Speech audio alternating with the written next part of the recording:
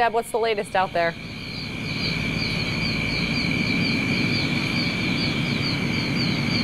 Amy and Patrick, I'm currently standing in someone's front yard, but it really doesn't look like it because of all of this sitting water. I'm going to take a few steps back to give you guys an idea of how high the water is here. And it comes almost up to my boots, and it probably would go over my boots if I stepped further back. Now, this is not the only thing residents in this neighborhood had to deal with. They were also hit with high winds. We want to go to some video that we shot earlier today that shows some of the wind damage. In this video, you can see high winds uprooted trees in the Briar Ridge neighborhood in South Fort Myers. A pool screen enclosure at one home ripped apart by the strong winds, and part of the cage falling into the water there. Now, there haven't been any confirms of a tornado touching down in this neighborhood, but we do know that the winds reached up to 55 miles per hour.